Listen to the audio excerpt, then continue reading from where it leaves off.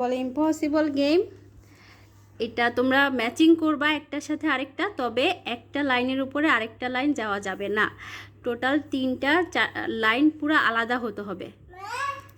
Let's start.